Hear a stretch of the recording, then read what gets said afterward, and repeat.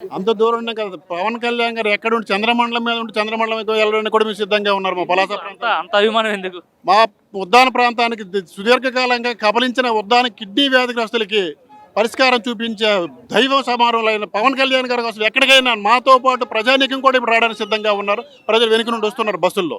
కాబట్టి గత ఫిబ్రవరి నెలలో తాడేపల్లిగూడెంలో పవన్ కళ్యాణ్ గారు ఒక మాట అన్నారు, జగన్ నీకు పాతాల్లో తొక్కేస్తారని చెప్పేసి. కానీ జగన్ పాతాలను తొక్కారా లేదా?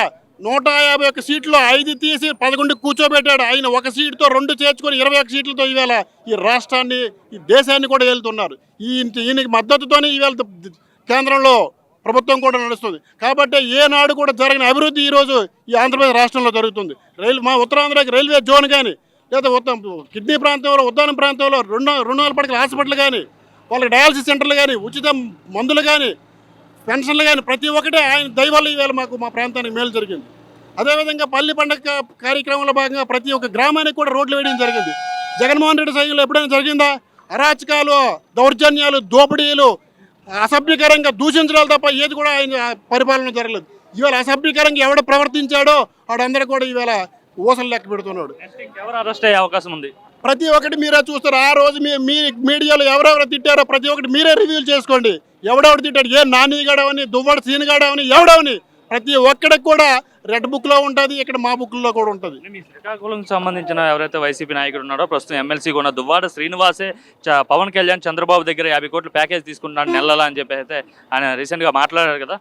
వాడు ఒక 50 రూపాయలు జీతగాడాడు. వాడు నోటంటే ఏ మాటలు వస్తాయి? వాడికి దుర్మార్గుడాడు. వాడు ఈ 60 ఏళ్ల వయసులో చేస్తున్న పని ఏంటి? విచ్చలవిడిగా తిరుగుతున్నాడు ప్రతి దగ్గర. సాక్షాత్ తిరుమల దేవస్థానంలో తిరిగాడు ఆయన పట్టుకొని. ఎవరైనా ఎలా చేస్తారు అలాంటి పనులకి?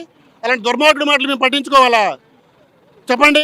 గతంలో పవన్ కళ్యాణ్ ఉద్దేశించి 3 పెళ్లిళ్ళని ఆయన మాట్లాడారు కదా. ఇప్పుడు ఆయన అఫీషియల్గా చేసుకున్నాడు. ఆయన చేసుకున్నాడు భార్యలు విడిచిపో, నేను ఎప్పుడు వ్యక్తిగత విషయాలు మాట్లాడను. కానీ ఆయన ఏం చేస్తున్నాడు? భార్య ఉన్నప్పుడు కూడా స్వయంగా ఆయన భార్య ప్రెస్ స్టేట్మెంట్ ఇచ్చింది కదండి. ఆయన భార్య ఆయన ఇంట్లో వచ్చి నిరసన చేపట్టినప్పుడు సిగ్గు ఎవరికి ఉండాలి? ఎవరికైనా పవన్ కళ్యాణ్ కుటుంబ సభ్యులు ఎవరైనా ఒక మాట అన్నారు ఎక్కడైనా? ఎవరు రాలేదు కదా. ఎవడ చేసిన తప్పది. కాబట్టి ఇలాంటి దుర్మార్గులు, నీతులు చేసిన ప్రశ్నలకు మీరు సమాధానం చెప్పాల్సిన పని లేదు. అందుకని 6 సార్లు నిల్చున్నా ఒక్కసారి కూడా గెలవలేదు. అలాంటి దుర్మార్గుడు కాబట్టి ఎవరు కూడా ఓటేయలేదు. భవిష్యత్తులో కూడా జగన్మోహన్ రెడ్డి తీసి పక్కన పెట్టాడు. అలాంటి దుర్మార్గుడు కూడా ఈ దుర్మార్గుడు పక్కన పెట్టాడు అంటే వీడు అంత దుర్మార్గుడు ఒకసారి ఆలోచించుకోండి. ఏంటి అంత పెద్ద మాట్లాడుతున్నారు జగన్మోహన్ రెడ్డి కోసం? ఆయన ఒక మాజీ ముఖ్యమంత్రి కదా. చూడండి, గత గాల్లో ఏదో వచ్చింది, ఏదో రాజశేఖర రెడ్డి ముఖం చూసి ఏదో చేసేస్తాడని ఇచ్చారు. ఇచ్చిన తర్వాత తెలిసిందనమాట పంచాయతీకి వచ్చిన నిధులన్నీ కూడా, కేంద్ర ప్రభుత్వ నిధులన్నీ కూడా ఎక్కడికి పోయినాయి. ఎందుకు ఇప్పుడు ఎందుకు జరుగుతుంది? 6 మాసాలు ఎంత అభివృద్ధి జరిగినప్పుడు 5 సంవత్సరాలు ఎంత అభివృద్ధి జరగాలి? రైల్వే జోన్కి 54 ఎకరాలు ఇవ్వలేడా? అక్కడే 500 ఎకరాలు కబ్జా చేశాడు. ఆయన ఉన్న జవహర్ రెడ్డి, విజయసాయి రెడ్డి అంతా 500 కోట్లు పెట్టి రుషికొండ ప్యాలెస్ కట్టాడు. ఎందుకో రైల్వే జోన్ తీసుకురాలా? అప్పుడు 23 మంది ఎంపీలు లేరా వాడికి? ఆయనకి ఎందుకు చేయలేకపోయాడు? ఈవేళ ఎవరైతే దొంగ మార్గంలో అక్రమం సంపాదించారో ప్రతి ఒక్కటి నాకు రాజకీయం వద్దని చెప్పి విజయసాయి రెడ్డి గారు అందరికీ చివరికి మిగిలింది ఒకటే సజ్జల రామకృష్ణారెడ్డి. వాడి భరతం పట్టిన త్వరలో కూడా చెప్తాను ఈ సందర్భంగా. విజయసాయి రెడ్డి ఎందుకు పార్టీ నుండి బయటకు వెళ్ళిపోయారు అంటారు? సుదీర్ఘకాలం జగన్మోహన్ రెడ్డికి అండగా తోడుగా ఉన్న వ్యక్తి ఈ రోజు సడన్ గా బయటకి ఎందుకు వెళ్ళిపోయాడు? జగన్మోహన్ రెడ్డి పార్టీకి అండగా కాదు, ఆయన చేసిన అవినీతికి అండగా ఉన్నాడు ఆయన. కాబట్టి ఆయన అవినీతి బయటపడుతుందని చెప్పేసి నీ రాజకీయాలు దూరంగానే నీవు ఎక్కడ దూరంగా ఉన్నా దగ్గర ఉన్నా నీ మీద వేటు పడడం ఖాయం.